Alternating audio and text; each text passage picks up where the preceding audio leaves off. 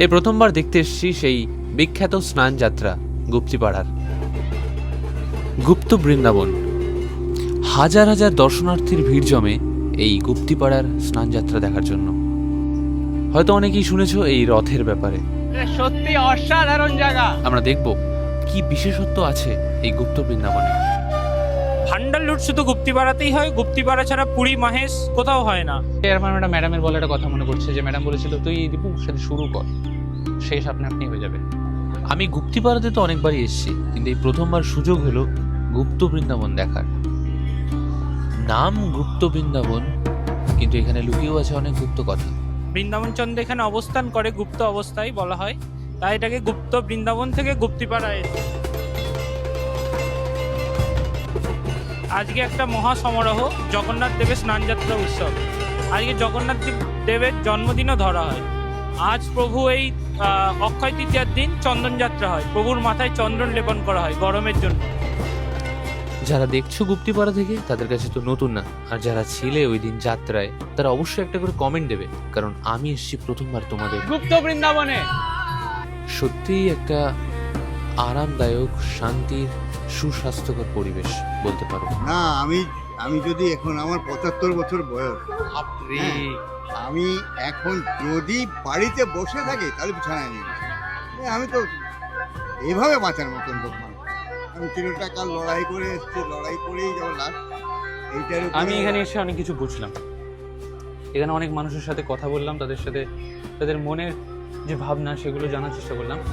দেখে তো সত্যি ভালো লাগছিল যে আমাদের দাদু দিদের বয়সী মহিলা লোকজন তারা এত দূর দূরান্ত থেকে এসেছে এখানে ফটোগ্রাফি, ভিডিওগ্রাফি করতে। এই বয়সেও তাদের মনে এতটা এনার্জি। আমি যখন ওদের সাথে কথা বলি, তারা এত বয়স হওয়া সত্ত্বেও যখন তাদের মনে এতটা জোর দেখি না, নিজের ভালো লাগে যে আমি এত বাচ্চা হয়ে আমার মধ্যে এই ব্যাপারটা নেই, কিন্তু তাদের মধ্যে আছে। চলো আরেকটু বিস্তারিত জেনে নিই।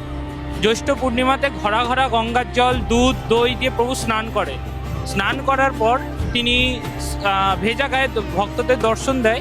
দর্শন দেওয়ার পর তার শরীর খারাপ হয়, তাই 15 দিন তিনি ভক্তদের দর্শন দেন না, ভেতরে থাকে। সেটাকে বলা হয় অনবসর কাল। দমদমে বাড়ি, তার 75 বছর বয়স। এই স্নান যাত্রা দেখতে এসেছে গুপ্তিপাড়া, ওর ক্যামেরা নিয়ে। এরকম অনেকেই ছিল যারা অনেক দূর দূরান্ত থেকে এসেছিল ক্যামেরা নিয়ে ভিডিওগ্রাফি, ফটোগ্রাফি করতে, কিন্তু আমি সবার কাছে পৌঁছাতে পারিনি। বুঝতে পারছো মানে কত সুন্দর মোটিভ মনের। এখন কত বড় ইচ্ছা যে উনি বলছে আমি এখনো শেষ বয়স পর্যন্ত মুভমেন্ট করতে চাই, মানে কখনোই থামবো না। দেখে বেশ ভালো লাগলো। লোকটার মধ্যে একটা এনার্জেটিক ব্যাপার আছে। তবে এই এনার্জি কিছুই না আমার কাছে, আমার এর থেকেও বেশি এনার্জি, কারণ আমি এসেছি অত দূর থেকে তোমাদের জন্য শুধু এই গল্প উপহার তো দিতে। তারা ব্যাপারটাকে কত হালকাতে নেয়, তাদের কাছে কোনো ব্যাপারই নেই, কিন্তু আমার কাছে মনে হয় এটা অনেক কিছু। মানে আমার দৃষ্টিভঙ্গিটা কতটা ছোট। এই গুপ্ত বৃন্দাবন যে কতটা পুরনো তা তো বুঝতেই পারছো এর দেওয়ালের অলংকার দেখে। এখনো অনেক কিছু অজানা আছে আমার কাছে যেগুলো আমি জানিনি। তো এখনো শুরুর স্টেজেই পড়ে আছি। তো আমরা এখন প্রসাদ খাবো, আসো। সময় নিজের যে অরিজিনাল, যে আমি যে কি, আমি সেটা ভুলে যাই। হয়তো ভিডিওর জন্য এটাকে বলতে হয়, বা এটা স্ক্রিপ্টেড, এটা করলে এটা ভালো হয়, কিন্তু পরের সময় গিয়ে মনে হয় না না এটা করা ঠিক না। আমি যেরকমটা আমি সেরকমটা। আমি তাদেরকে ইচ্ছাটা বোঝাতে চাই যে আমি এই জন্য এসেছি, আমার কারণ এইটা। আমি কোনো বড় কেউ না, আমার কারণ এই ছোটটাই, আমি এই কারণে এসেছি। আমি মানি প্রত্যেকটা ভুল আমার পরের লক্ষ্যের জন্য একটা হাতিয়ার, আর নিজের শান্তির কারণ। আমি যেমনটা আমি সেমনটা দেখাতে চাই। অনেক সময় এটা থেকে বেরিয়ে আমরা কি করি, আমরা দেখাতে চাই যে আমরা এটা, মানে আমি লোকের কাছে নত হতে চাই না। হয়তো ভাবি যে এটা স্ক্রিপ্ট, এটা করলে ভালো হবে, এটার কারণে উনি এই কথাটা বলবে। স্নান যাত্রা প্রায় শেষ। এখন এই জগন্নাথের ভোগ বিতরণ হচ্ছে, তো সেখানে আমি প্রসাদ খাবো, তারপর যাব বাড়ি। তো প্রসাদটা নিন, দাঁড়াও। কিছু মানতে চাই আমরা, তো মানতে কি হয়, আমাদের যে ন্যাচারালিটি, যেটা আমাদের অরিজিনাল, যে আমি কি, আমার মধ্যে যেটা আছে, আমার যে খিদেটা, সেটা তোকে বোঝাতে পারি না। তার জন্য মনের শান্তি আসে না। হয়তো ভাবছি যে ভিডিও ভালো হচ্ছে, ভিডিওর কারণে এটা করছি আমি, কিন্তু মনের যে শান্তি সেটা আসে না। কারণ আমি যে কি, তাকে তো এটাই বোঝাতেই পারলাম না। আমি চাই না কখনোই আমার সব ভুল ঠিক হোক, আর না কখনো পাই স্বস্তি। এই পথ যাতে কখনোই শেষ না হয়, আর না পাই বিশ্রাম, চলতেই থাকুক। হাওড়া বাস, ঠিক আছে। সবাইকে থ্যাংক ইউ। এত গরম কেন? ওরে বাপরে।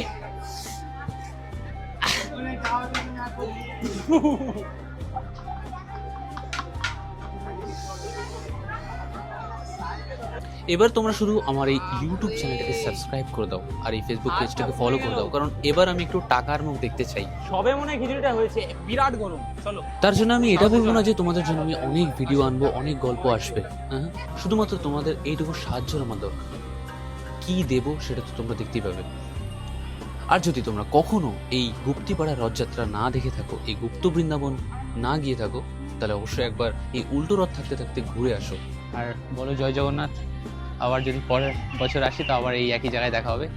সফট ফ্রেম নেবে। আমি তো আমার জীবনে সব থেকে বড় রথযাত্রা দেখলাম গুপ্তিপাড়ার, কারণ এর আগে আমি না পুরী দেখেছি না আর কোথাও দেখেছি, তো এটাই আমার কাছে সব থেকে শ্রেষ্ঠ রথযাত্রা। নেক্সট টাইম চেষ্টা করবো আরও কিছু করার তোমাদের জন্য। তো আমার এটাই উদ্দেশ্য ছিল, তোমাদেরকে এসব বলার, আমার নিজের মনের কথা শেয়ার করার।